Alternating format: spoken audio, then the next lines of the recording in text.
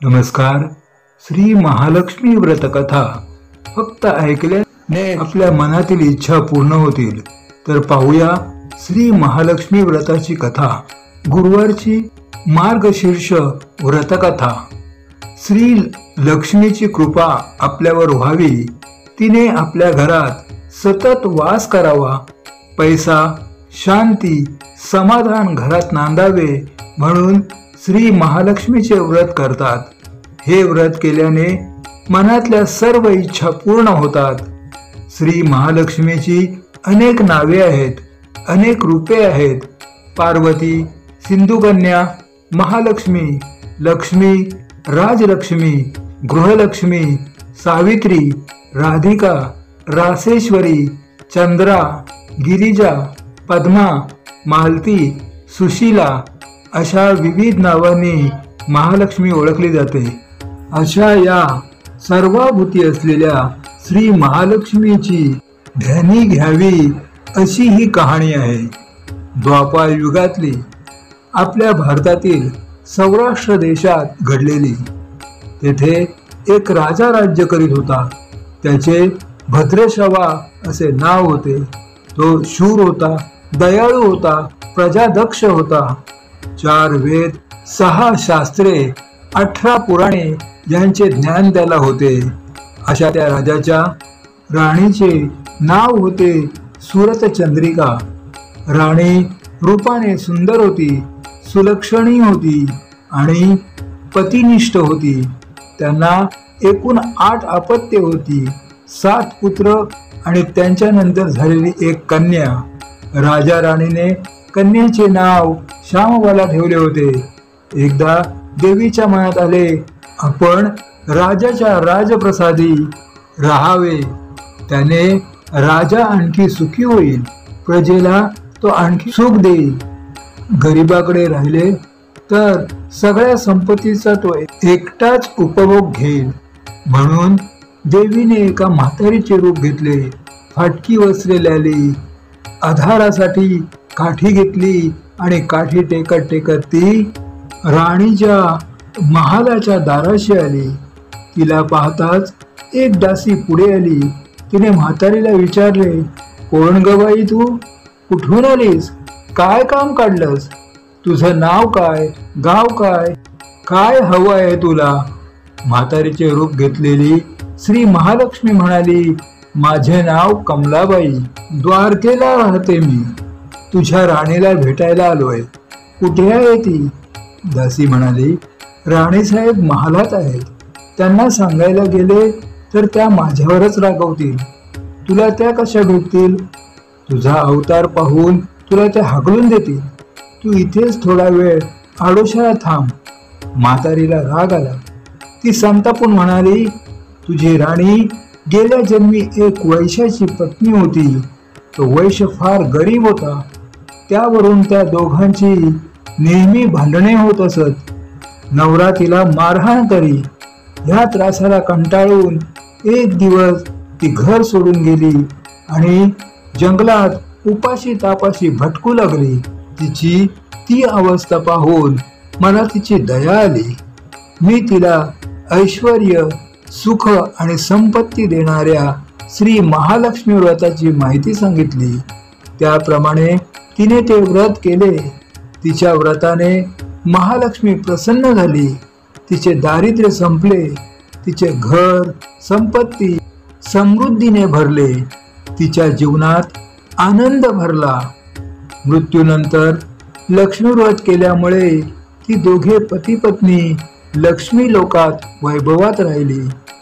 या जन्मी त्यांचा जन्म राजकुळात झाला आहे. देवीच्या कृपेने ती आता राणीपदावर बसली आहे. म्हातारीचे बोलणे ऐकून दासीच्या मनात जिज्ञासा निर्माण झाली. तिने म्हातारीला पाणी दिले, नमस्कार केला आणि म्हणाली, मला सांगाल ते व्रत? मी करीत ते नेमाने. उतणार नाही, मातणार नाही, घेतला वसा टाकणार नाही. म्हातारीने दासीला लक्ष्मी व्रताची माहिती सांगितली. मग ती उठली व काठी टेकत निघणार तेवढ्यात राणी तरातरा महालातून बाहेर आली.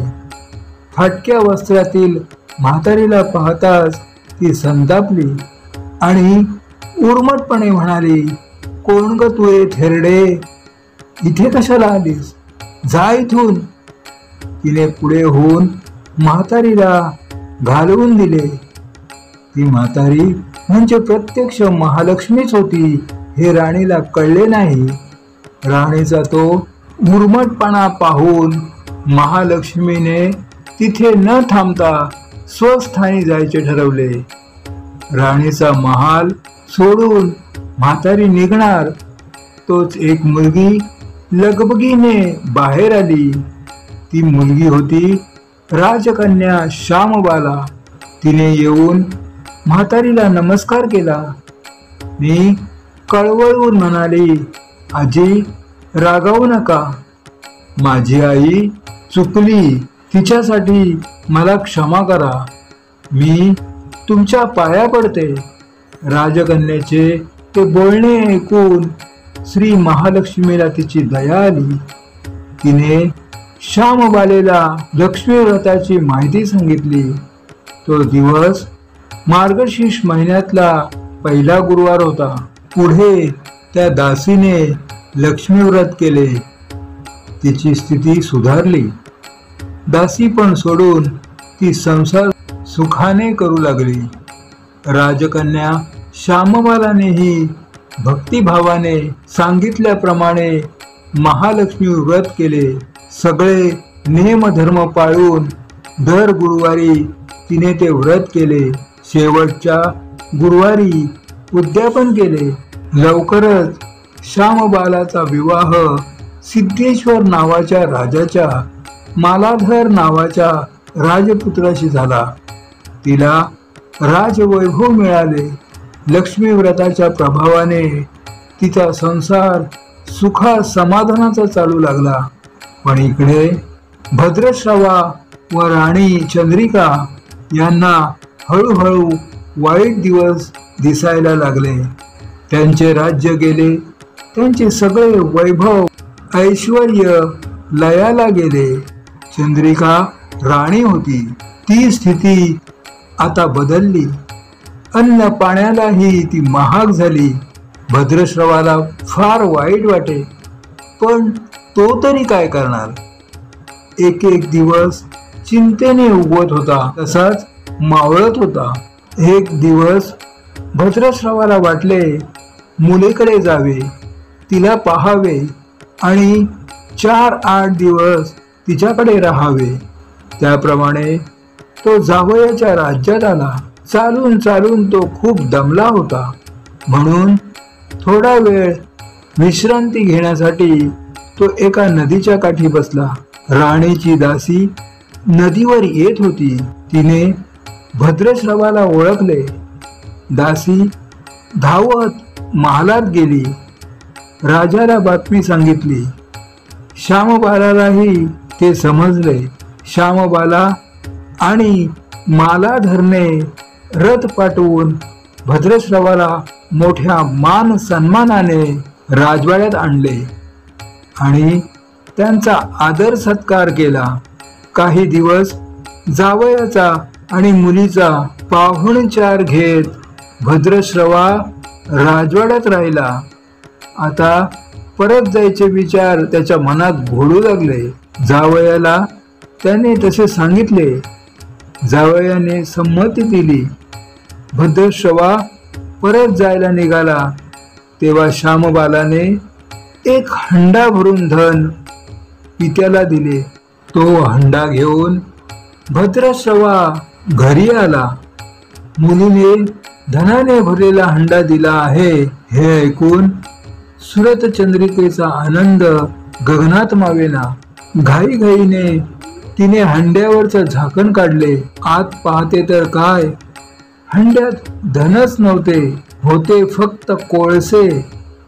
महालक्ष्मीच्या अवकृपेने हंड्यातल्या धनाचे कोळसे झाले होते. चंद्रिकेने कपाळावर हात मारून घेतला. भद्रश्रवा हा चमत्कार पाहून चकित झाला होता. दुःखाचे दिवस संपत नव्हते, दारिद्र्याचे भोग सुटत नव्हते. सूरजचंद्रिकेला एक एक दिवस काढताना जीव मेटाकुटीला येत होता. एक दिवस सूरजचंद्रिकेच्या मनातही लेकीला भेटण्याची इच्छा निर्माण झाली. त्याप्रमाणे ती लेकीच्या घरी जाण्यासाठी निघाली. तो दिवस मार्गशीर्ष महिन्यातला शेवटचा गुरुवार होता. सूरजचंद्रिका लेकीच्या घरी पोहोचली तेव्हा श्यामबाला व्रताचे उद्यापन करीत होती.